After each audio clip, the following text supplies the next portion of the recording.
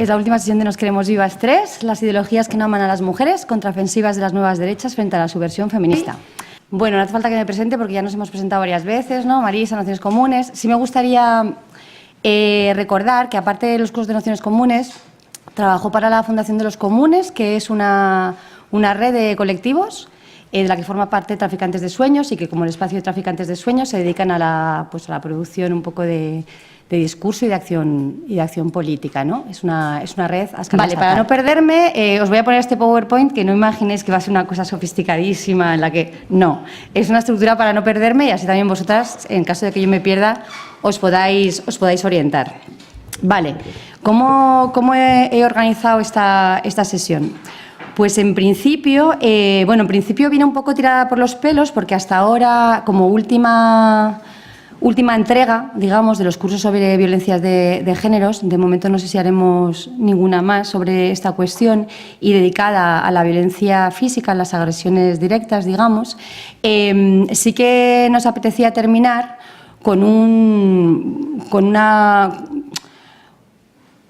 mirando un poco cuáles son los peligros que están llegando ahora, ¿no?, con el proceso de derechización social y qué tiene que decir ahí, ¿no?, el movimiento feminista y qué podemos hacer desde ahí, ¿no? Por eso la sesión está un poco dividida en eso, ¿no? ¿Qué nos viene, ¿no?, desde la derecha? ¿De dónde viene esa contraofensiva? ¿Quiénes son los protagonistas de la contraofensiva antifeminista, digamos, ¿no?, de la contrarrevolución antifeminista? Yo la llamaría así, y qué podemos hacer nosotras, ¿no? Entonces, bueno, he dividido la sesión en tres partes. Empezaré por una hipótesis que os lanzo, como casi todas las cosas que voy a decir aquí, son pura hipótesis e ideas absolutamente discutibles entre todas, de cuál es la razón, ¿no?, cuál es la razón de esta contrarrevolución antifeminista, ¿no? Cuál es la razón de que una de las cuestiones, ¿no?, que más se destacan desde las nuevas derechas, nuevas y viejas, pero con discurso actual de extrema derecha, apunten tan claramente al discurso y al movimiento feminista. Luego, en segundo lugar, me gustaría meterme con cuáles son los síntomas de esta contrarrevolución. Entonces, en primer lugar, yo diría que por un aumento, o sea, detenernos en por qué del aumento de la violencia machista en su versión agresiones físicas. En segundo lugar, la extensión de las ideologías patriarcales que impulsan las fuerzas de derecha, nueva derecha, ultraderecha, como le queráis llamar, y cuáles son los contenidos exactos de ese discurso de ataque o los contenidos comunes entre todas esas fuerzas. Y, en tercer lugar, también cuáles son las limitaciones en los discursos y las prácticas de algunos espacios que se autodenominan feministas, de algunos que incluso yo ya tacharía directamente de pseudofeministas, cuáles son los peligros de las limitaciones de las propuestas de esos espacios y cuáles son las posibilidades de desbordar esos límites. Vale, esto sería un poco así para ordenar la sesión y para ordenarme yo también. Vale, pues ¿por qué una contrarrevolución? A ver si consigo esto. ¿Por qué una contrarrevolución antifeminista? ¿Por qué estos ataques? Vale, pues yo la hipótesis que me gustaría someter aquí a discusión básicamente es que lo que hace el feminismo es impugnar una relación de subordinación que de alguna manera justifica, o sea, que genera una alteridad que justifica una relación de dominio. Según Gerda Lerner, que no sé si conocéis, es una historiadora que hace poco se publicó un libro de Catacrack que se llama La creación del patriarcado, y ella justamente ubica esa primera relación de subordinación. Bueno, ella habla de los orígenes del patriarcado, lo sitúa en las sociedades mesopotámicas, o sea, hace 3.500 años, y lo que ella dice es, bueno, primero ha habido una asimetría sexual anterior a las sociedades mesopotámicas. Esa asimetría dividía, ¿no?, a la sociedad en diferentes, a los hombres, a las mujeres, hacían diferentes funciones sociales, y eso llega a un momento que se convierte en relación de subordinación. No me voy a detener aquí en las razones que ella despliega. La cosa es que su idea, su hipótesis es que al haber ya un modelo, una imagen, una práctica de subordinación, ¿no?, eso da el modelo que luego se convierte o que se replica en las primeras relaciones de esclavitud, ¿vale? Es decir, cuando empieza a usarse el poder de servicio sexual y de servicio reproductivo de las mujeres, con las primeras batallas, digamos, entre asentamientos, se coge a las mujeres, se esclaviza. De hecho, los primeros testimonios de esclavitud son de mujeres. Entonces, para no liarme, se genera una alteridad, se convierte lo que primero fue una simple asimetría en la que hay una distribución de funciones que conviene pragmáticamente a la gente que habita determinadas tribus nómadas sedentarias. Cuando comienzan los primeros asentamientos, las primeras sociedades agrícolas, se convierte en una subordinación, se crea una alteridad hombre-mujer, empieza ya a construirse esa relación de género como algo histórico, por lo tanto algo cultural, ¿no? Una relación de alteridad que como se montó, se creó, puede ser desmontable. Esto, bueno, no me enrollo, que yo soy rizomática y se lo dejo por ahí. Entonces, ¿qué pretendo señalar aquí?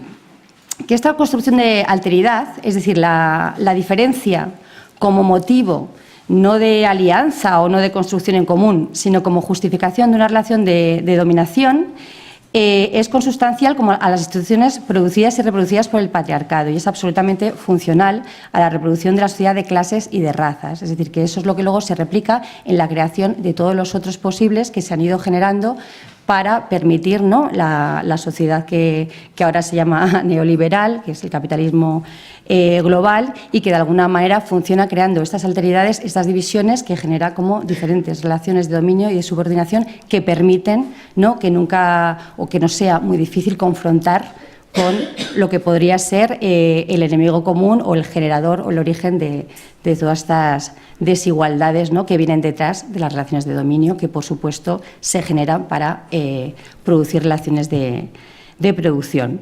Entonces, esto de la alteridad, que igual os suena así un poco bueno, pero ¿qué me cuenta esta?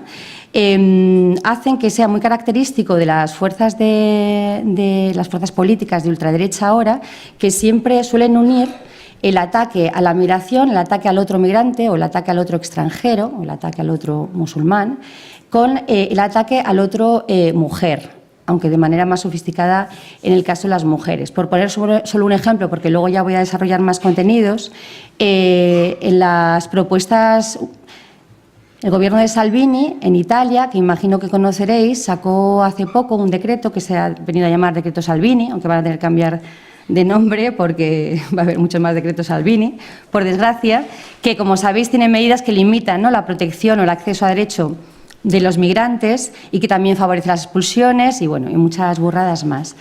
Pero a la vez ahora ha hecho una propuesta de ley que apunta directamente a los derechos adquiridos por la lucha de las mujeres, pero que en realidad son derechos que benefician a toda la sociedad. Y no estoy hablando del aborto, precisamente, que también entrará por ahí, sino del divorcio.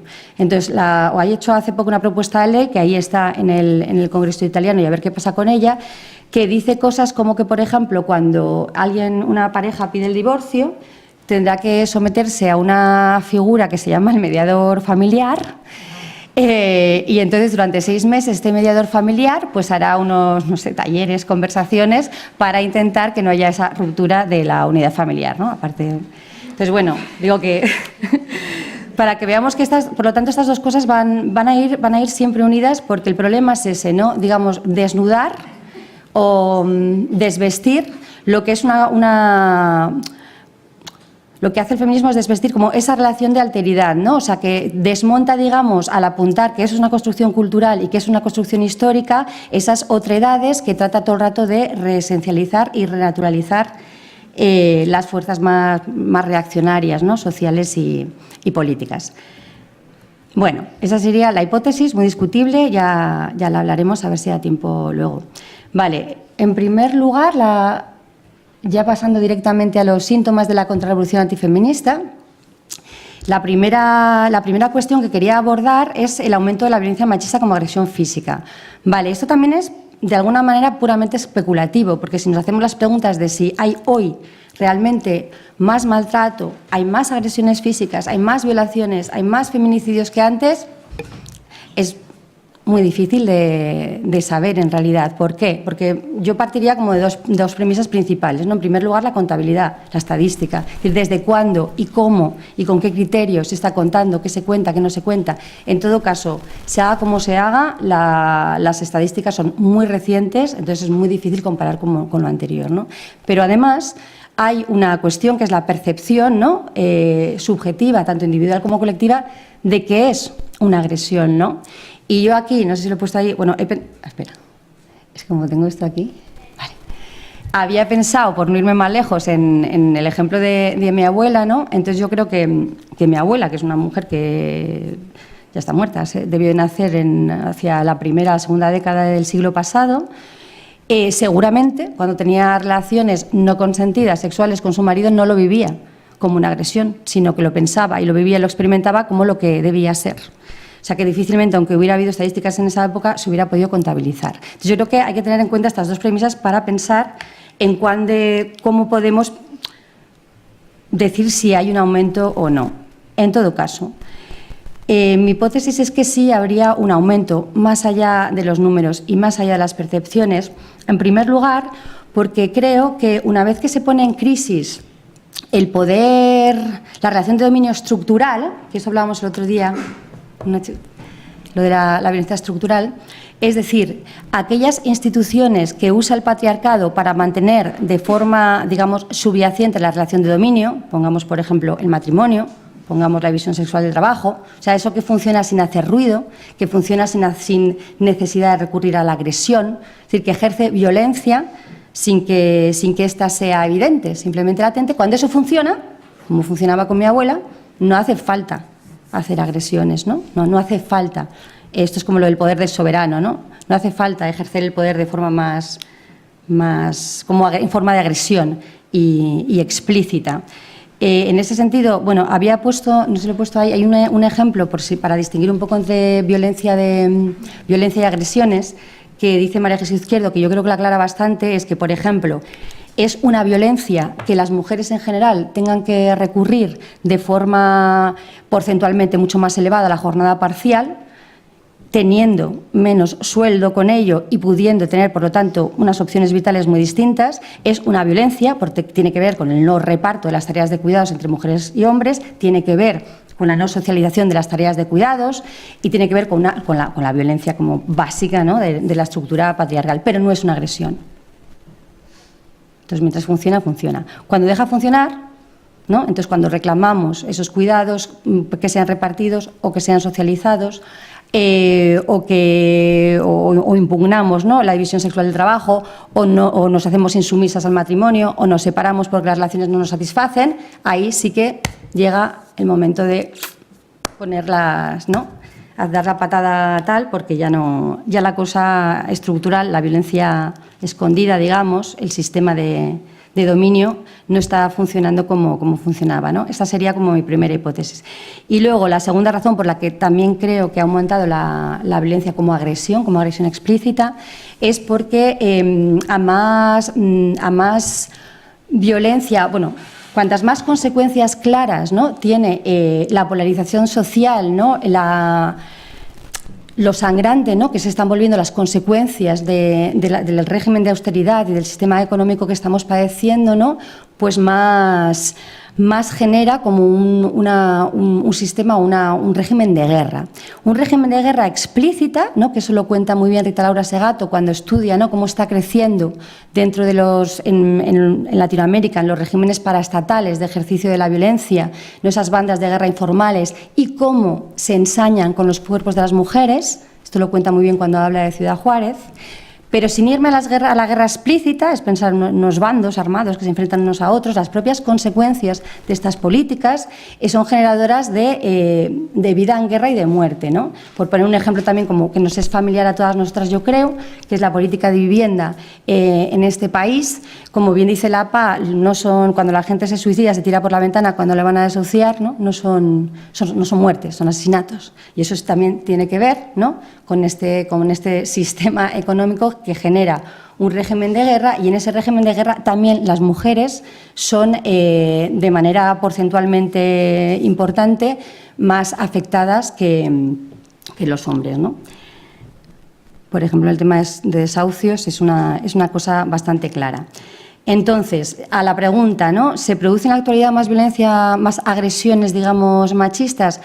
A mi juicio, sí, pero a causa precisamente de que la violencia estructural, la relación de dominio que hay detrás, ha sido puesta en crisis. pues pasamos directamente a las nuevas derechas y ultraderechas europeas, esto que se dice de tantas maneras, ¿no? Vale, me ciño a las europeas porque no controlo tanto partidos como el de Trump y demás, así que me quedo aquí. Entonces, bueno, para empezar, decir que entre todas las nuevas fuerzas políticas que se agrupan, ¿no?, bajo el paraguas de posfascismos, neofascismos, pues desde Alternativa por Alemania, Agrupación Nacional, que es lo que antes era el Frente Nacional, Amanecer Dorado, tal, ahora tenemos a Vox. Hay muchísimas diferencias y no son diferencias de matices, son diferencias importantes, pero tienen también un común denominador bastante claro, ¿no? Y con respecto a las políticas de género o con respecto a cómo están ejerciendo poniendo sobre la mesa, sobre la arena política, un discurso claramente antifeminista y yo diría antiderechos de las mujeres, tienen varios rasgos comunes. Me voy a detener solamente en 5 de ellos, que serían estos de aquí, ¿no? En principio, una defensa cosmética de la igualdad formal, lo que quiere decir que en principio hacen que defienden la igualdad formal, pero en la práctica no lo hacen, como os voy a contar ahora. La instrumentalización del feminismo como arma arrojadiza, ¿no?, sobre todo como contra el otro inmigrante, contra el otro extranjero, como herramienta racista, pues. Cómo vuelven digamos, a extender la ideología patriarcal tal cual, es decir, la que vuelve a poner sobre la mesa la alteridad hombre-mujer. La consecuencia que tiene esto, ¿no?, este binarismo fundamentalista con los colectivos que se salen, ¿no?, de este binarismo, y también su antifeminismo militante y cómo lo llevan a cabo. En principio, con el primer punto, con la defensa de la igualdad formal, el previo, así básico, como muy de sentido común, ¿no?, es que ninguna fuerza política, en principio, puede sacar un programa o decir cosas que se salgan mucho de los avances que ya ha vivido la sociedad a la que proponen, ¿no?, a la que pretenden representar. Entonces, en esto son sobre todo paradigmáticas de la defensa de la igualdad los partidos de derechas de las sociedades escandinavas, ¿no?, que son a la vez Suecia, Noruega, Finlandia y tal, son estos países que siempre salen en todas las listas, ¿no?, que hacen mediciones, ¿no?, de cuánto de igual es la sociedad. Por ejemplo, una que tengo aquí, que es la de Global Gender Gap Report del 2015, situaba a Suecia como el 4.º país del mundo con mejor puntuación en materia de igualdad. Suecia, que es el país donde está la ultraderecha, un partido de ultraderecha bastante chungo que se llama Demócratas Suecos, que por supuesto están en el Parlamento. Lo que ellos hacen es decir que Suecia es un país woman friendly, ¿no? Entonces ellos son amantísimos de la igualdad y tal y cual. De hecho, es la sociedad sueca, ¿no?, la que ha conseguido, la que valora y por esa diferencia, esa capacidad y esa superioridad consigue poner en el centro esta igualdad entre hombres y mujeres. ¿Qué quiere decir esto? Que es como una capacidad cultural que no tendrían otras culturas. Y esto es lo que echa directamente a la cara, como veremos después, a las culturas extranjeras, principalmente las culturas árabes y sobre todo de profesión musulmana o de cultura musulmana, que serían las que representan un peligro para estas culturas occidentales, que son las que han conseguido, las que valoran, las que son capaces de evolucionar y reconocer los derechos de las mujeres. Las demás no lo serían refractarias, no podrían comprender, ¿no?, esta aspiración a la igualdad. Entonces, bueno, todos los demás, Alternativa por Alemania, más o menos repiten el mismo discurso. De hecho, no sé si conocéis la líder alemana Alice Weidel de Alternativa por Alemania, que de hecho es una mujer lesbiana, públicamente lesbiana, ¿no?, quiero decir que no lo esconde, y para ella la ultraderecha es la ideología que garantiza su integridad como mujer y también como lesbiana, ¿no?, que esto es una cosa sí muy particular dentro de Alternativa por la Alemania, que tiene sus peculiaridades. Pero bueno, como en todo, aquí Agrupación Nacional, Frente Nacional Antiguo, para que no nos despistemos, es el partido más sofisticado, ¿no?, en este encaje raro entre hacer que defiendes la igualdad de mujeres y luego son un partido pues bastante conservador y bastante peligroso, ¿no? Aquí lo que ellos hacen es que van todavía más lejos, no defienden solamente o no dicen defender solamente la integridad física de las mujeres o la igualdad en derechos, sino que usan, por ejemplo, el ataque a otras propuestas, digamos, de otros partidos. Por ejemplo, hizo una batalla muy fuerte contra la ley El Khomri, que no sé si recordáis, que era una ley de precarización laboral que sacó a la calle a muchísima gente, pues también la criticaba la ultraderecha diciendo que era una ley que precarizaba la fuerza de trabajo, pero sobre todo precarizaba a las mujeres. Y decía una frase muy curiosa en la que decía: la reconquista de la soberanía nacional pasaría también por reconquistar el estatus en crisis de las mujeres, ¿no? O sea, para que veáis como que sí que son inteligentes, ¿no?, a la hora de intentar como asociarse a las mujeres a su causa. Pero luego, cuando llega la hora de la verdad y tienen que defender las leyes concretas con las cuales se intenta dar más derechos a las mujeres, enseguida suelen votar en contra de ellas, ¿no? Entonces, por poner un solo ejemplo, en el Parlamento francés se presentó una ley por la igualdad profesional que proponía medidas como la ampliación del permiso de paternidad, garantías para el impago de las pensiones alimentarias, un dispositivo de protección para las víctimas de violencia machista doméstica, bueno, y más cosas. Y ahí, por supuesto, es donde Agrupación Nacional dice a todo que no, ¿no? Así que, por un lado, aprovechan el discurso, ¿no?, de la igualdad para sus propios intereses, fundamentalmente xenófobos, pero a la hora de la verdad no suelen tener propuestas y, sobre todo, las que haya en ese sentido las echan para atrás. Vale. Por lo tanto, lo que hacen es empuñarlo principalmente o usar los derechos de las mujeres para arrojarlos, para usarlos, ¿no?, como herramienta racista, ¿no? En ese sentido, no sé cuánto estáis siguiendo a los partidos de extrema derecha, pero bueno, si leéis un poco testimonios, discursos, artículos, si echáis una ojeada a las webs, programas políticos que os recomiendo, es muy difícil encontrar un argumento, una sola frase que hable de los derechos de las mujeres y que no vaya directamente asociada, ¿no?, a despreciar muy claramente, o que no vaya asociada a un comentario racista explícito, ¿vale?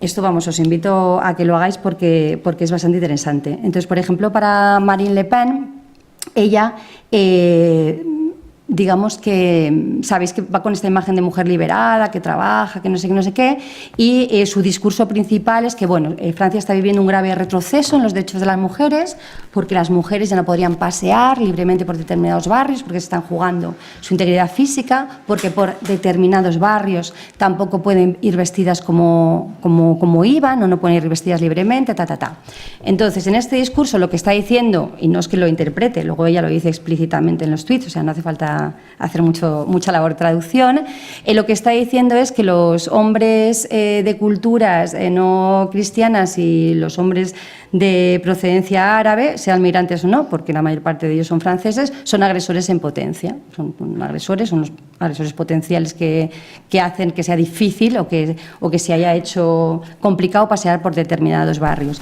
Y las mujeres, como podéis deducir, no son las mujeres musulmanas o no son las mujeres de origen árabe o no son las mujeres otras que no sean las blancas de cultura cristiana. Cuando habla de las mujeres, solo habla de las mujeres blancas, de las mujeres no negras. Porque las otras, pues ¿para qué?, ¿no? Porque están subordinadas a sus hombres, tampoco van con el velo, como que no se han enterado de la película, ¿no? Entonces, pues no se las tiene muy en cuenta. De hecho, hay un lúcido miembro de la Agrupación Nacional que se llama Florian Philippot, que dice una frase que esta me encanta decirla porque es que lo flipo, que dice que, bueno, según él, la mujer sublimada por la civilización francesa es Brigitte Bardot y no las mujeres que se visten como dicen los hombres. Que me encanta. Entonces, esta es la cosa, ¿no? 10 millones de votantes, ¿eh? Lo digo porque nos podemos reír, pero pues así está la cosa. Entonces, bueno, los demócratas de Suecia, Alternativa por Alemania, más o menos casi todos los partidos de las nuevas derechas, la extrema derecha europea, usan esta misma táctica, así que bueno, me voy a detener en los de este país para que tengamos una idea. Aquí más o menos los discursos de este mismo tinte son de España 2000, de Plataforma per Catalunya, pero bueno, como ahora estamos con Vox y supongo que os es más familiar a todas, pues voy a poner solo, os voy a dar un ejemplo de Vox, que en su programa Medidas para una España viva, que son 100 medidas, en el punto 23, que es el punto sobre defensa, seguridad y fronteras, habla del cierre de mezquitas fundamentalistas. Y aquí lo que dice, o lo que pone en el programa, el punto expulsión de los imanes que propagan en el integrismo el menosprecio a la mujer o la yihad. Es decir, que vincula, ¿no?, directamente religión musulmana, islam, desprecio a la mujer, tal. No tiene un programa muy elaborado, pero bueno, es fácil, por lo menos nos permite hacer rápidamente las asociaciones. Vale, pues me salto los demás para poder ir más rápido. Bien, ideologías patriarcales. Vale. Es que como no sé lo que pongo ahí de resumen. Vale. Ideologías patriarcales. Pues aquí me gustaría volver a insistir, que lo hemos hecho varias veces en este curso, pero bueno, yo me caracterizo por ser pesada, así que lo vuelvo a repetir, que es esto de insistir en que es el patriarcado, ¿no? Insistir en que no es una cosa de hombres y mujeres, y no es una cosa psicológica, sino que se trata de una relación de dominio construida. Y supongo que la mayoría lo tenéis claro, pero yo creo que siempre hay que repetirlo, ¿no? Esto María Jesús Izquierdo lo explica siempre muy bien, ¿no? Entonces explica que esa creación de dos posiciones, posición masculina y posición femenina, no tienen por qué ser ocupadas obligatoriamente por hombres y mujeres, aunque lo son mayoritariamente por lo que entendemos hombres y por lo que entendemos como mujeres, y que se materializan en dos niveles principales, ¿no? El primero es el psíquico, que es la relación que tenemos con respecto al deseo y la forma de satisfacerlo, y en el campo socioeconómico, que sería sobre todo la división, cómo se organiza el mundo laboral, el mundo del trabajo, la división sexual del trabajo, para no liarnos. Bueno, pues este patriarcado, esta maravillosa construcción de género que convierte, ¿no?, una simetría sexual en una relación de dominio, es a la que se suscriben, por supuesto, todas las diferentes fuerzas de extrema derecha europea, ¿no? Entonces, volviendo a esta esencialización, se esencializa por naturaleza o por religión estas diferencias y le suelen dar también tintes trascendentes que habitualmente asocian a la nación, a la patria, etc. Entonces, aquí lo de la esencialización es una cosa característica de todas las fuerzas de ultraderecha. En general os voy a poner los ejemplos de las lideresas, ¿vale?, para que se vea que es un discurso que también, por supuesto, hacen las mujeres.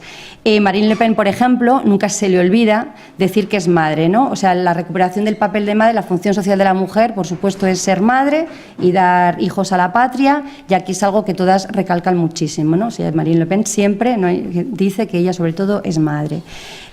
Hay una líder de demócratas de Suecia que se llama Therese Borg, que advierte que no tener en cuenta las diferencias biológicas reales es perjudicial para la sociedad, y da unos ejemplos muy sangrantes que luego os contaré porque la verdad es que tiene miga la cosa.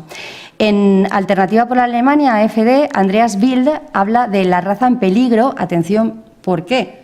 Porque las mujeres tienen pocos niños, pero no solo tienen pocos niños, sino que además valoran altamente su libertad individual, y encima les ha dado por competir con los hombres. Un desastre. Entonces, para Amanecer Dorado, que sería en este sentido mucho más clásico, porque además son como racistas biologicistas, o sea que son muchos más clásicos en todo, más tradicionales, pues la mujer tiene el valor superior de reproducir la raza, y bueno, pues a ver si se dedica a eso y deja de dedicarse a otras cosas, ¿no? ¿Qué significa esto? Pues eso significa que lo que va detrás es un ataque bastante claro en todas las propuestas de estos partidos a la libertad sexual y reproductiva de las mujeres. O sea, no hay ni una que no tenga ya medidas claras, si no contra el divorcio, como os decía antes de Salvini, desde luego contra el aborto. Eleni Zarulias, por ejemplo, que es de Amanecer Dorado, para ella esto es un crimen sin ambigüedades y lo que propone es la ilegalización total. Pero para Vox, por volver a casa, en el punto 56 de su programa, en el epígrafe de salud, habla de suprimir en la sanidad pública a las intervenciones quirúrgicas ajenas a la salud. Cito textualmente, no es que se lo enrollen mucho más, pone entre paréntesis, cambio de género, aborto, puntos suspensivos. Vale. Bueno, aparte de todo, ¿no?, en esta relación entre las mujeres son las que reproducen, la función social de madre, valorada, por supuesto, no es una función elevada, que tal y cual. Hay la típica también como cosificación sexual, en la que también caen mucho. Un ejemplo es, bueno, el que ha sido la cosa de Miss Universo, pues Marine Le Pen, cuando fue seleccionada, no sé cómo se dice esto, elegida Miss Francia, pues la felicitó, tal y cual. Entonces la cosa esta de la belleza estándar, de lo que tiene que ser, pues una mujer enteramente mujer, ¿no? Esto, además, se suele asociar a la idea de raza y de nación. La versión más chunga de esta asociación es el concepto de ecología racial que desarrolla sobre todo Amanecer Dorado, ¿no? Para Amanecer Dorado, la identidad identidad nacional no se puede transmitir, digamos, por ley, ¿no? No tiene que ser un derecho jurídico que uno adquiere por habitar un país, sino que tiene que ser algo que se transmita por sangre. Es decir, que un griego o una griega son hijos de vientre de mujer griega, ¿no?, por decirlo así claramente. Y es la única manera de asegurar que haya continuidad entre los griegos contemporáneos, digamos, y los griegos de la Grecia clásica, porque si no, esto no funciona. Y para Andreas Bild, de Alternativa por Alemania, él habla del pueblo alemán, a ver si nos suena algo también de por aquí, comunidad étnica en lo universal. Y bueno, por poner un ejemplo de españolas, no sé si conocéis a la agrupación de mujeres fascistas, que no sé cómo llamarle, Edelweiss, que tiene una web así bastante cutre, pero bueno, tiene su gracia, que se declaran también defensoras de la perfecta unión hombre-mujer para la preservación de la raza blanca, de la que se manifiestan muy orgullosas. Bien, digo porque, bueno, pues esta es la cosa del patriarcado. Vale, ¿qué pasa entonces con los colectivos LGTBIQ y toda la gente insumisa, ¿no?, a las identidades normativas, Pues que también, aunque con muchas ambigüedades aquí hay más diferencias entre partidos, sí que se atacan directamente sus derechos, sobre todo en general su acceso, ¿no?, a las instituciones públicas, ¿no?, como puede ser la salud para determinadas operaciones o medicaciones, etcétera, etcétera. Aquí, por ejemplo, os contaba antes el ejemplo de Alice Weidel, porque en su partido, ¿no?, a pesar de que ella sí que se manifiesta como lesbiana y dice ser defendida por su propia ideología, otras compañeras de partido, como Beatriz von Storch, expresan estos términos, ¿no?, su transfobia. Queremos una política que defienda los intereses de nuestro país y no queremos cambiar nuestro lenguaje por que alguien se sienta discriminado por no considerarse ni hombre ni mujer. Vale. Y luego también, con respecto al aborto, por ejemplo, eso lo vuelvo a traer lo del aborto porque estoy pensando en Marion Le Pen. En la agrupación nacional siempre ha habido un poco de lucha, ¿no?, entre Marine Le Pen, que es bastante más pragmática y en los últimos años ha cambiado de ir contra el aborto a defenderlo. Según su campaña del 2012, claramente hablaba del aborto por comodidad, ¿no?, y intentaba proponer medidas antiabortistas, pero con el 7, mucho más pragmática, ¿no?, pues dijo defender la ley Veil. Pero siempre está en oposición con partes más conservadoras, más ultramontanas de su partido, o menos pragmáticas, como su sobrina Marion. Y ella, por ejemplo, que es claramente antiabortista, también habla de suprimir las subvenciones a las asociaciones politizadas, como las de planificación familiar o las LGTB. Es decir, que bueno, ahí, aunque a veces hay ambigüedades en los discursos, según quién tal, en general las políticas que proponen suelen recortar en derechos a los colectivos LGTB, empezando por las asociaciones, pero sobre todo, ya os digo, el acceso, ¿no?, a las instituciones de salud, de educación, que según ellos no deberían atender esta suerte de caprichos, ¿no? Y, bueno, ya os lo he dicho, en Vox, en la medida 71 de su programa, habla de la creación de un ministerio de familia, todo esto con muchas mayúsculas, y la promulgación de una ley orgánica de protección de la familia natural, que la reconozca como institución anterior al Estado, ¿vale?, con todas las consecuencias que puede tener eso. Entonces, bueno, suprimir la sanidad pública, las intervenciones quirúrgicas ajenas a la salud, ya lo he dicho antes, así que, pues esto, lo que no sé, me río por no llorar. A ver, vale. La quinta característica, ABCD, sería su antifeminismo militante, ¿vale? Esto no solo es en las fuerzas políticas como tales, digamos, que se presentan a las elecciones, sino que ya sabemos que es característica de muchos grupos de hombres, como forocoches, etc. Lo que es lo más llamativo es que, aunque hablen de la igualdad los partidos de derechas y se reclamen defensores de los derechos de las mujeres, jamás hablan de feminismo. Casi nunca pronuncian la palabra patriarcado, salvo para denostarla. Entonces, para referirse a ese movimiento al que finalmente están enfrentando, pues lo denostan de muchas maneras, ¿no? Con una nomenclatura bastante variada. Entonces, se llama ideología de género, igual es la más extendida o la más familiar para nosotros, pero embrismo, feminacismo, locura de género, etcétera, etcétera. O sea, la cosa es, bueno, no hablar de feminismo. Aquí os quería poner también varios ejemplos, ¿no?, del ataque así directo a esto que llama la ideología de género, por lo tanto al feminismo y a las mujeres feministas, ¿no? De Margaret Sánchez, de Demócratas de Suecia, para ella la ideología de género equipara a las mujeres con ganado. Los resultados de esta ideología, según ella, en dinero invertido y en sufrimiento generado, podrían leerse en el número de divorcios, la sala de tratamiento psiquiátrico para hijos y padres, las adicciones, en fin. Un desastre total, ¿no? En España, el hogar social, por ejemplo, pues su postura con respecto a... Bueno, esto parece una nimiedad con respecto al otro, pero bueno, la postura así de Vanessa, ¿no?, cuando se habla de los piropos, hubo hace tiempo una campaña en redes bastante potente, creo que fue el año pasado, pues para ella, si te dicen guapa, pues es un halago, ¿no? O sea, no se entiende que puede haber de sexista en esto. La Alianza del Valls, a la que me refería antes, tiene un lema que ya en sí mismo es muy elocuente, que no hace falta explicarlo mejor, que es 100% femeninas, 0% feministas. Y a partir de aquí no hace falta decir mucho más. Y Vox, en el punto 70 de su programa, por supuesto, tiene previsto suprimir los órganos feministas radicales subvencionados. Había seleccionado un pequeño vídeo y tal, pero no os lo voy a poner porque ya va a ser demasiada propaganda, de la presidenta de Vox de Sevilla, María José Piñeiro, que explica en un vídeo, lo podéis buscar en internet, bueno, os pasaré el link, por qué no fue al 8M, y es porque piensa que, bueno, el 8 de marzo sobre todo es pues una manifestación de enfrentamiento contra el hombre, ¿no? Con lo cual ya no puede estar de acuerdo. Pues estas serían un poco como los rasgos comunes. Ya os digo, hay muchos matices, sobre todo a la hora de comunicarlos. Hay fuerzas políticas como Agrupación Nacional que son bastante más inteligentes a la hora de poner en circulación ciertos discursos y hay otras como Amanecer Dorado o Vox, porque son un poco como más ultramontanas, ¿no?, más bestias o más reaccionarias incluso en la manera de comunicarse. Pero bueno, pasemos ahora... en esta tercera parte, ¿no?, de dónde viene esa contraofensiva, a lo que viene de algunos espacios que se autodenominan feministas, ¿no?, porque esto nos pilla un poco más cerca, igual es menos fácil de reconocer y más difícil de enfrentar. Vale. En primer lugar, quería hablar un poco del feminismo de la igualdad y del feminismo emancipador, ¿no? Y aquí vuelvo a citar a Gerda Lerner, que es que me gusta mucho. Ella en la parte final de su libro, que da como unas cuantas definiciones, es un libro de los 80, ¿vale? O sea que también hay diferencias y yo tiro un poco del hilo de modo interesado.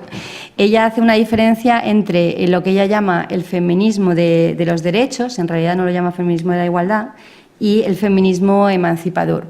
El feminismo de los derechos sería para ella un feminismo reformista, en el sentido que sí que aspira, ¿no?, a que haya una igual participación, ¿no?, en los derechos de hombres y mujeres, pero manteniendo el statu quo, ¿no? Y ella pone como ejemplo a las sufragistas del siglo XIX, ¿no?, como ejemplo de ese feminismo de los derechos, que sería reformista.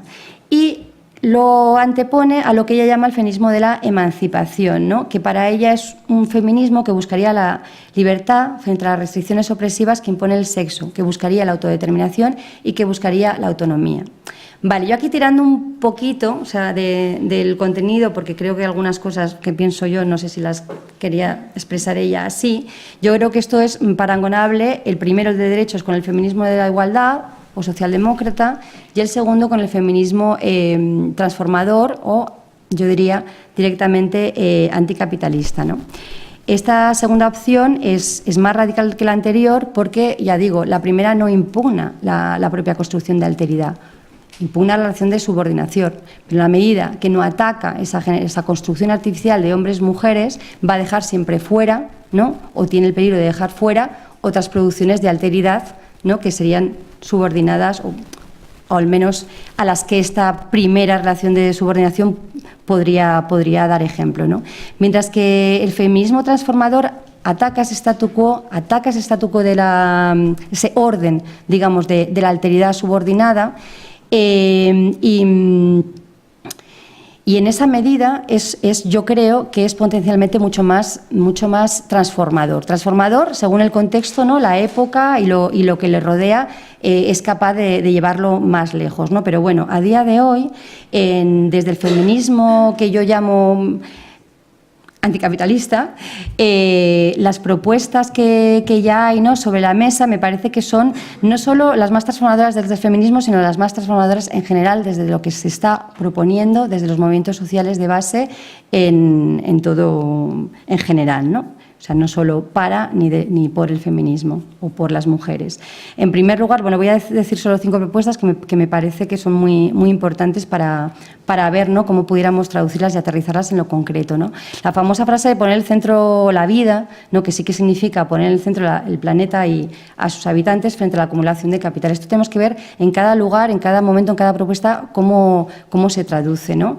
Porque realmente es una cosa revolucionaria y son las mujeres, es desde el feminismo, desde donde se propone con mayor claridad, y casi en cada una de las batallas en las que hay un movimiento feminista, esto se pone sobre la mesa, ¿no? Luego estarían las críticas ecofeministas, la idea de progreso, de modernidad, y de economía insostenible, ¿no? Aquello de que no podemos tirar, ¿no?, del planeta como si fuera una cosa, ¿no?, que no tiene fin, y tenemos que cuidar, ¿no?, qué es esto, y pensar en qué mundo queremos, en cómo consumimos, en qué relaciones sociales construimos, ¿no?, alrededor de esto, etcétera. En tercer lugar, son las luchas que privilegian aquellos procesos que cortocircuitan la acumulación de capital y que priorizan la construcción de vínculos comunitarios. Es decir, suele ser desde el feminismo, desde las prácticas feministas, desde los espacios feministas, donde se da sobre todo importancia a esa construcción de vínculos que al final son los que sostienen, los que defienden, ¿no?, los derechos materiales, y de esa manera cortocircuitan esa acumulación de capital en el día a día, ¿no? Ejemplo de la vivienda, ejemplo de la lucha contra las fronteras. Hay muchos ejemplos donde las mujeres están en primera fila, componiendo, si no visiblemente en primera fila, sí siendo las fuerzas que sostienen esos espacios, ¿no?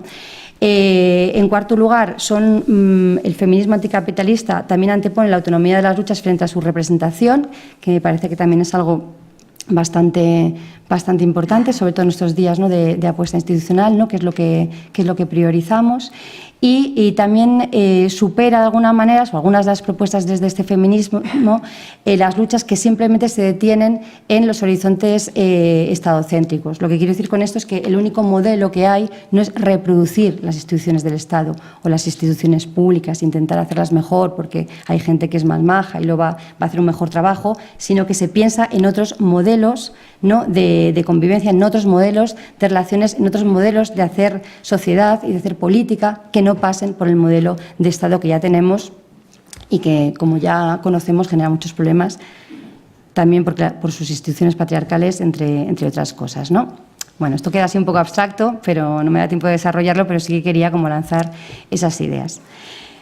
Cuando decía, bueno, en esta última parte estoy mezclando dos cosas. Voy a hablar por una parte de los límites de determinados feminismos y a la vez, porque si no, no me daría tiempo, decir cómo se desbordan, ¿vale?, para que nos sirva para el debate. Entonces, el segundo ejemplo sería, que os quiero dar, es el de un feminismo que se autodenomina como radical, aunque esto sería bastante cuestionable, o al menos yo no asocio radical a ir a los orígenes de un problema, a las raíces de un problema y no a otras cosas. No sé por qué se llaman estas mujeres radicales, cuando es realmente un feminismo transfobo. Y entonces voy a ver qué límites tiene este feminismo en las prácticas y discursos que propone y cuál sería la manera de desbordarlo, que a mi modo de ver serían las propuestas desde los espacios transfeministas.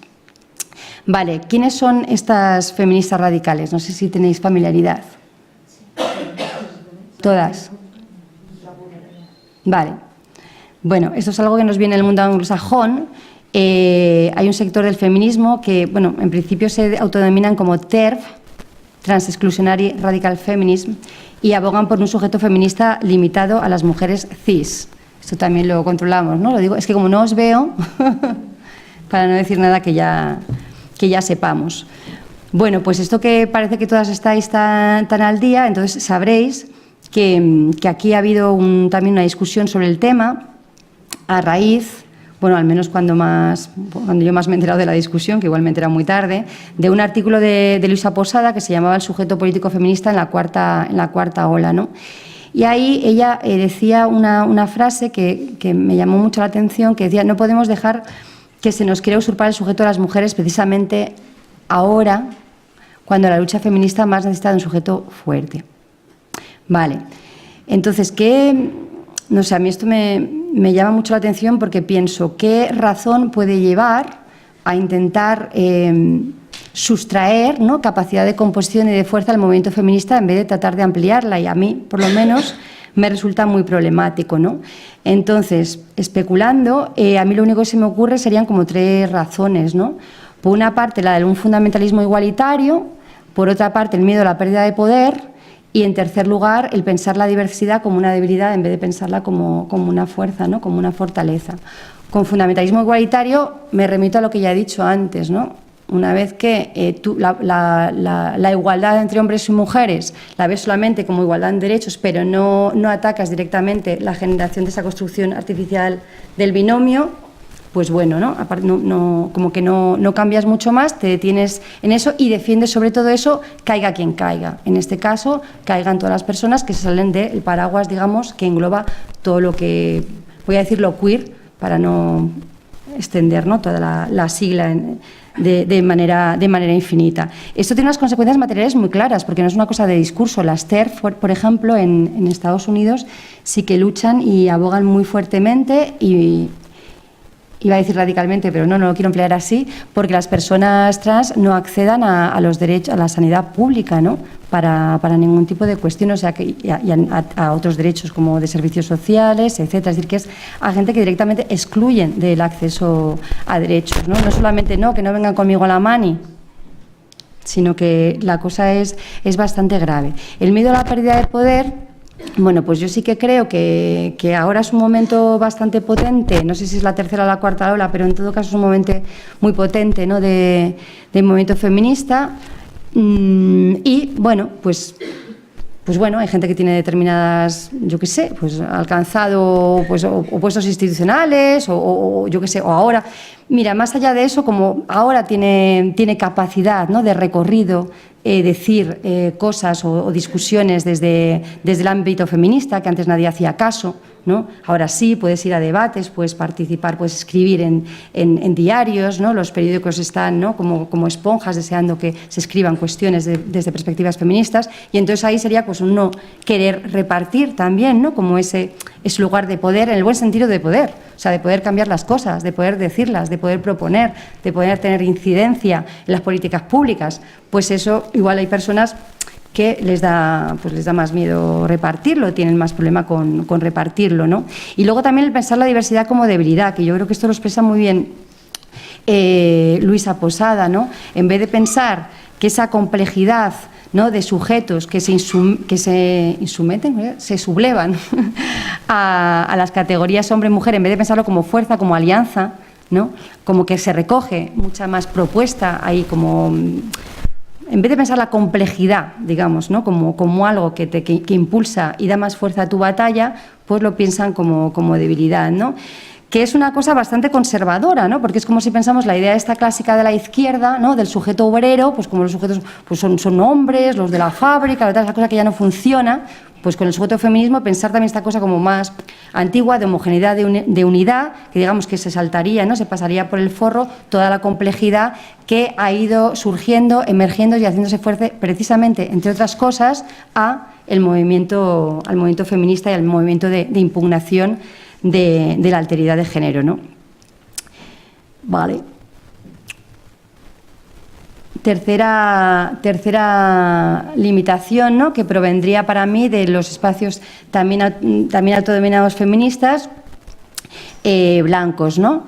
Y la manera de desbordarlo sería generar espacios feministas antirracistas y pensar de qué manera podemos generar espacios de un feminismo más transfronterizo, de un un feminismo más mestizo, de un feminismo que finalmente se adapte, ¿no?, a las sociedades complejas, mestizas, en las que realmente vivimos, ¿no?, donde estos valores nacionales y no sé qué, de los griegos, no sé qué, pues que dicen estos, pues la verdad es que no lo vemos mucho a nuestro alrededor.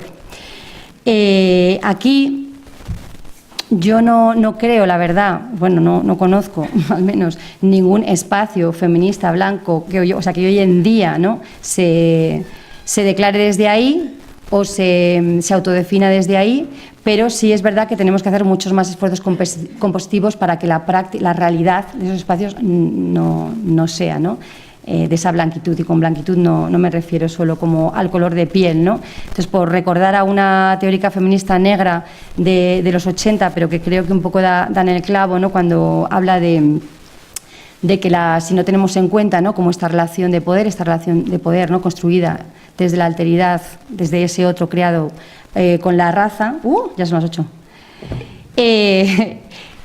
Mujer puede terminar significando solo mujer blanca y construyendo a las mujeres negras como lo otro, como los no mujeres. Esto lo decía Audre Lorde en los 80 y es una frase que tenemos que tener presente para seguir intentando construir espacios cada vez más amplios, más abiertos, que sean capaces de recoger las demandas y las vidas, de reflejar las vidas de cada vez más mujeres, ¿no?, y mujeres atravesadas por distintas relaciones de poder. Vale.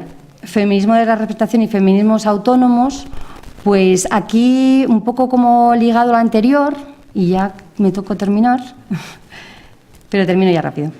Vale, simplemente insistir en que con estas relaciones justo de poder de las que estaba hablando ahora, con el ejemplo de Audre Lorde, pues sí pensar que cuando vives una relación de poder específica, sea la que sea, ¿no?, si tienes una diferencia funcional, pues la del capacitismo, si eres negra, pues la de racista, si eres tal y cual, es bastante importante, y eso supongo que lo hemos vivido todas las personas que hemos estado en algún tipo de espacio de politización. Primero necesitas saber qué es lo que está pasando y entender que no es un problema individual, sino que es común, y organizarte en torno a ello, ¿no? Por eso a mí me parece muy importante impulsar siempre los procesos de autoorganización de las mujeres y los procesos autónomos, es decir, estos espacios en los que la gente se reconoce los problemas que son comunes y busca conjuntamente por qué tienen orígenes estructurales, ¿no?, y empieza a atacar, ¿no?, por lo tanto, cuáles son esos problemas estructurales, tal. Entonces, esto que parece como también como una obviedad es algo que de alguna manera pues se ataca con facilidad. Y aquí voy a poner, ya para terminar, un ejemplo un poquito conflictivo, pero que me parece muy paradigmático de este tipo de comportamiento en el que unas personas, en este caso porque estamos hablando del feminismo, unas feministas pretenden representar a otras y al representarles no reconocerlas su voz, su autonomía, su capacidad de agencia, su capacidad de decir. Vale, con el ejemplo de otras no me quiero meter aquí en polémicas, pero de verdad sí que creo que tenemos que tener en cuenta lo que ha pasado más allá de nuestra posición con respecto a la prostitución, que no importa aquí. La cosa es que unas mujeres que trabajan como en la prostitución deciden organizarse como mejor les parece para defender sus derechos, ¿no? Igual nos puede parecer que la mejor forma no sería sindicarse, puede ser. Pues igual sería bueno hablar con ellas para ver si encontramos otra forma, esa podría ser. Pero lo que se hace es denunciarlas, es decir, llevar al mundo jurídico, a la justicia, que todo el rato denunciamos como patriarcal, ¿no?, un asunto que de alguna manera sacan o ponen sobre la arena pública unas compañeras. ¿Qué es lo que se hace con ese gesto? O sea, no se les reconoce. O sea, no se reconoce su capacidad de decir cuáles son sus problemas y cómo quieren solucionarlos. Entonces, o sea, ya digo, no voy a abrir aquí el debate de prostitución, pensemos lo que pensemos sobre prostitución. Esta práctica, si la aplicamos además a cualquier otra cosa, es muy, no, pues las mujeres, pues lo que hace Marine Le Pen, ¿no? Pues las mujeres con velo que son idiotas. Bueno, no, sí. Y las blancas tenemos que ver cómo las sacamos adelante porque estas no se enteran. Pues igual he forzado mucho la comparación, pero sí que creo que va de eso. Cualquier actitud que se reclame desde el feminismo, que además diga ser la voz del feminismo, diciéndose representar en problemas y situaciones y discusiones en las que hay muchísima disparidad, ¿no?, de sensibilidades, de manera de abordarlo, y además quitándole en el mismo movimiento la voz a otras, problema. Entonces, por eso antes que la representación y la representación de otras, siempre la autonomía. Y bueno, con todo este rollo que os he soltado, que espero que haya quedado alguna idea clara, quería terminar con una cosa escandalosa, que diría Amaya, que no sé dónde situarla. O sea, no sé si ponen las fuerzas de derechas, en los problemas de espacios feministas, pseudofeministas, pero lo hemos compartido en los últimos tiempos en algunos grupos de amigas y de compañeras, y os lo quería poner para ver qué es lo que pensabais, ¿no? Es un vídeo que se llama Mujeres y Hombres, sí, juntos al 50%, y me parece que es paradigmático de algo mucho más inteligente que los discursos de la derecha, en el sentido de que desmonta absolutamente la relación de género, el patriarcado, disfrazándolo de una especie de cosa moralizante, psicologizante entre mujeres y hombres, y digo que es perverso porque, y me gustaría mucho saber, sobre todo, espero que no lo hayáis visto todas, lo que pensáis, porque creo que es mucho más difícil de impugnar, ¿no? O de ver claramente el ataque al feminismo que en otros discursos que van más a pecho descubierto, ¿no? Os voy a poner 5 minutos, pero yo creo que en 2 minutos tenemos suficiente. Espero que no lo hayáis visto también todas. Si lo habéis visto me decís, yo no lo he visto ya. Vale.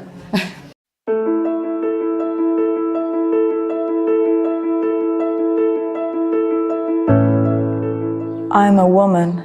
I am a woman. I am a woman Who has been hurt by men.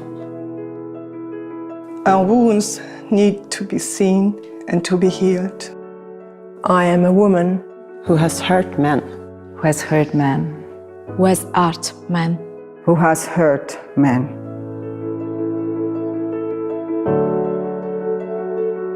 Men's wounds, too, need to be seen and to be healed. I dream of a time when we can truly empower ourselves by owning our part of the mess and bring an end to the cycle of hurting and blaming. I begin today. I begin today. I begin today. I begin today. Today I stand here as a woman to offer all men my deepest apology for the hurt that we as women have caused you. I see how painful it must be to be seen as potential rapist and abuser of women and children only because you're a man. and how painful it must be that your sexuality is hardly ever seen as sacred and beautiful. I want to apologize for all the mixed messages you get from us women when we do everything we can to seduce you and then end up blaming you for being too horny and only wanting to have sex. Most of the time, we don't teach you anything about our own sexuality. We don't stand up for our own needs and desires. And we expect you to guess and give us what we need. Instead of being authentic and real, we give you a sexual performance, even faking orgasm for you. And then we blame you for our sexual frustrazione. And punish you with our moodiness, spite, and withholding sex. I deeply acknowledge how much stress and performance anxiety this confusing sexual behavior can cause you. I am aware that in our frustration and hurt, We empower ourselves by making you small and speaking of the masculine with contempt and disrespect. I'm aware that often we seek to covertly dominate the masculine through manipulation. We have learned to play the game to give the masculine ego what it wants. so that we get what we want. instead of being loyal to ourselves and our boundaries and asking honestly for what we want. For centuries, women have abused and castrated you. As mothers who abuse the unconditional love of their children, To meet their own unconscious needs, who emotionally abuse their sons, instead of dealing honestly with the lack of love in their own partnership. You taught their boys not to cry. You told them that strong men don't show their feelings. And thus taught you to hide the most alive part of your being. I feel the weight of your uncried tears in my heart. I apologize For the lack of empathy you then encounter with your partners and wives. When we suddenly want you to show feelings and understand ours. In reality, we love your energy. We love the dance between the male and the female. we love you. We love you. We love you. We love you. I honor your power. Your clarity. Your decisiveness.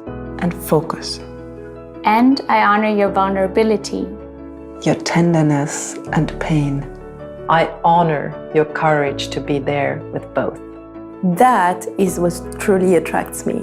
That is what truly attracts me. That is what truly attracts us. I bow deeply to the divine masculine that is needed on this earth as much as the divine feminine.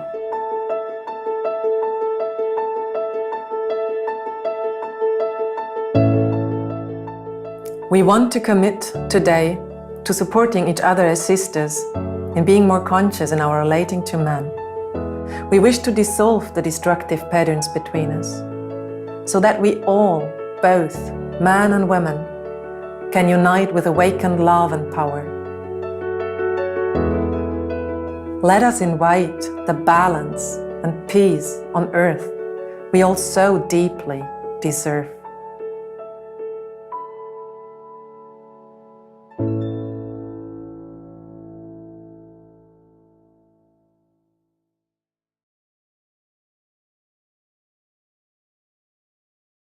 Bueno, la idea es de ponerlo aquí, bueno, ya, o sea, a partir de ahora ya os quería proponer. Todo el campo soberano era ponéroslo para ver lo que pensáis, porque bueno, que más o menos, ¿no?, lo que se ha explicitado así como es rechazo evidente, pero yo creo que es muy difícil no sentir que alguna de las frases no está tan lejana de cosas que se han podido pensar, o bien nosotras mismas o incluso gente muy cercana, ¿no? O sea, cuando lo hemos visto con amigas, algunas siempre ha puesto el ejemplo, pues eso se lo pongo a mi madre, a mi tía, bueno, esos ejemplos que siempre se ponen para no reconocer algunas cosas más cercanas incluso. Por eso decía lo de perverso, en el sentido que realmente como moraliza y realmente cuaja ya así como de a sangre y fuego eso de las mujeres, los hombres, y yo creo que sí que no estamos tan lejanas de esas intervenciones muchas veces como psicologizantes, ¿no?, y como si fuera una historia un poco de que al final pudiera cambiarse solo desde la educación, lo cual no quiere decir que la educación no tenga mucho que hacer con el tema del patriarcado. Pero bueno, que yo ya con esto termino. Os quería poner esto para que os sintierais, vamos, que os lanzarais, ¿no?, y que dijerais, que compartierais con las demás un poco cómo lo veis, y si tenéis alguna pregunta sobre la sesión, pues también.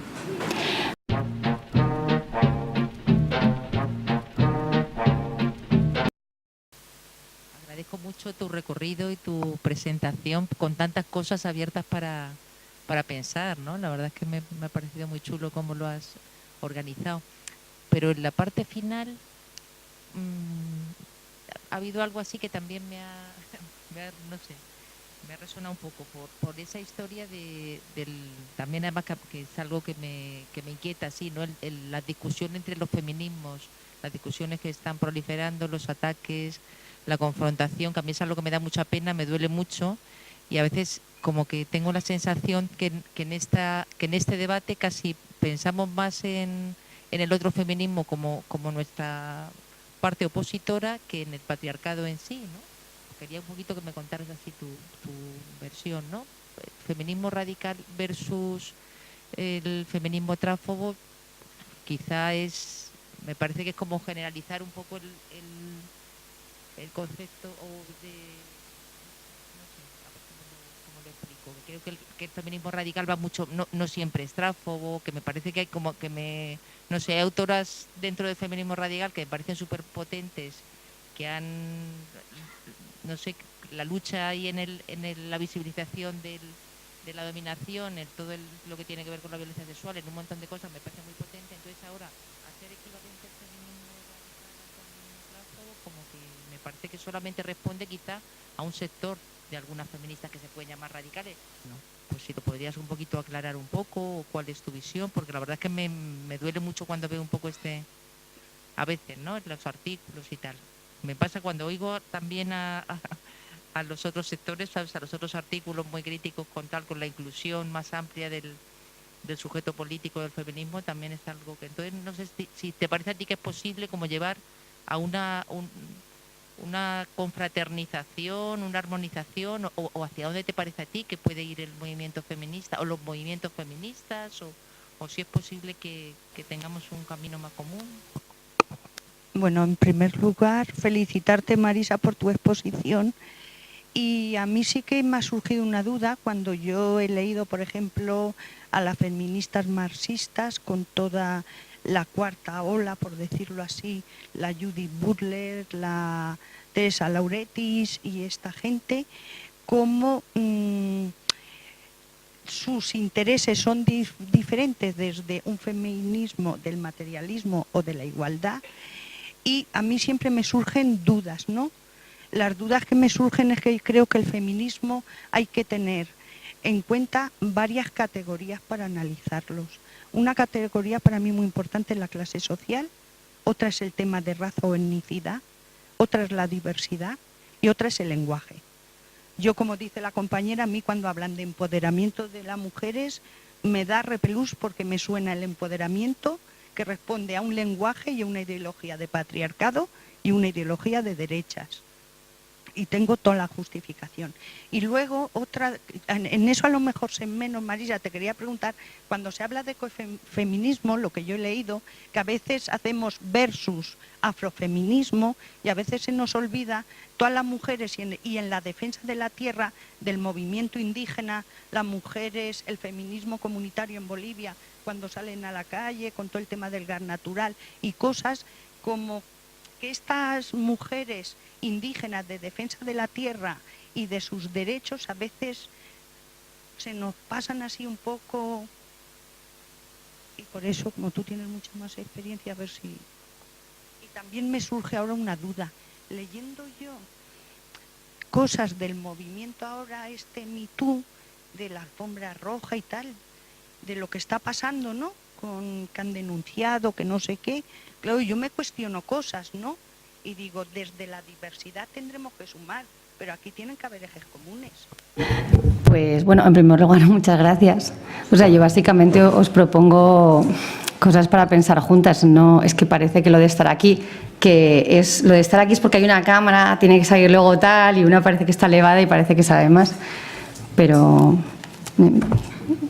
no es para nada, ¿no? O sea, que no puedo responder a estas preguntas. Estas preguntas se tienen que responder casi todas en común.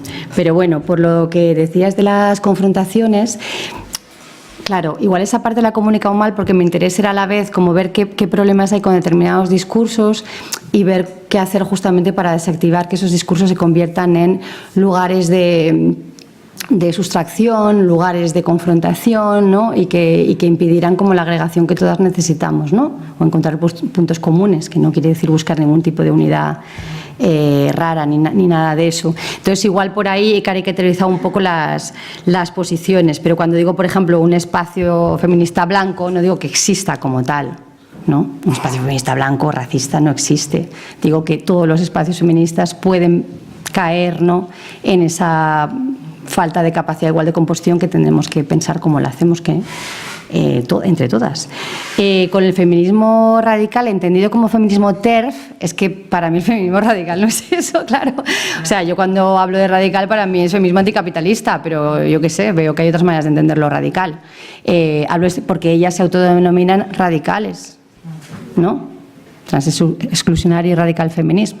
O sea, como se autodenominan así, yo las tengo que llamar así, pero para mí eso no es radical. Entonces, lo que impugno de esos espacios, fundamentalmente, es que, y hablo de transfobia porque se autodefinen como transfobos, es su definición. O sea, no es que me lo invente yo.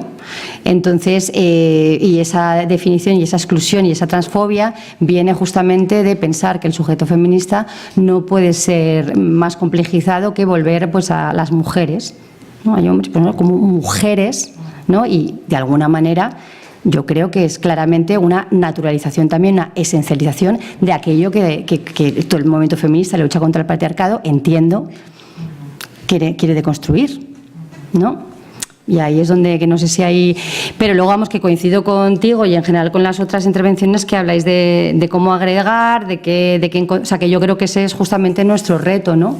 Aprovechar la fuerza que hay ahora, porque es una fuerza real, ¿no? Cuando tú decías, ¿hay una puesta en crisis o solo una puesta en cuestión?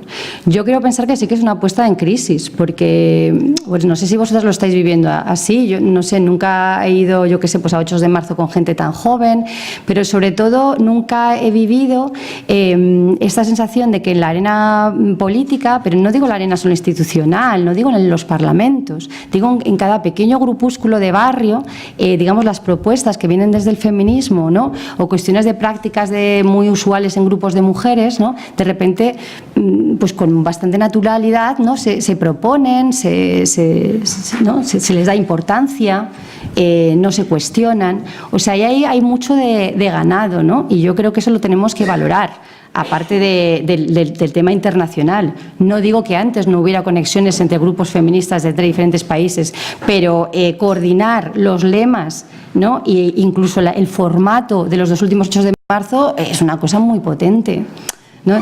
Entonces, todo eso yo creo que sí que da mucho miedo, y el hecho de que dé miedo sí que creo que es significativo de la fuerza, ¿no? Entonces yo ahí sí que prefiero pensar que sí que hay una puesta en crisis, o sea, que hay algo un poco más profundo que simplemente, porque si no, no habría esa contraofensiva tan clara, que es una contraofensiva en discursos de partidos de derechas, extremas y menos extremas, pero que también es una contraofensiva que se traduce en crímenes, ¿no? Que se traduce en feminicidios, que se traducen en agresiones, ¿no? Luego, con la palabra empoderamiento, yo no tengo tanto problema con la palabra poder, porque el poder, no sé, también lo asociamos siempre como una relación de dominio. Entonces, si el poder lo usas para agredir a otros en una relación de dominio, pues sí, es chungo y hay que combatirlo. Pero el poder que se distribuye, el poder que se comparte, es un poder de hacer cosas, ¿no? Es un poder de decir, es un poder de autoenunciarse, es un poder de autodenominarse con otras, ¿no? Es un poder de intervenir en lo que pasa en el mundo y poder transformarlo. Entonces pero bueno, tampoco soy muy así con las palabras, ¿no? Siempre me gusta más darles la vuelta y pensar que hay algunas fuerzas, digamos, las fuerzas del mal se las apropian, pues no, hay que recuperarlas, ¿no? Es como esto de la vida, ¿no? Que bueno, porque ya llevamos tiempo diciendo lo de la vida en el centro, pero la lucha por la vida es una cosa siempre de los grupos de derechas y los foros de la familia, ¿no? Ellas son las que defienden la vida, han defendido la vida, se supone hasta ahora, pues no. Aquí la vida se defiende desde otro lado, ¿no? Como un poco recuperar lo que significan esas palabras, ¿no? Y volverlas a poner en el lugar que les corresponde, ¿no? En su capacidad, la capacidad que tienen las palabras de crear mundos, ¿no? De crear otros imaginarios.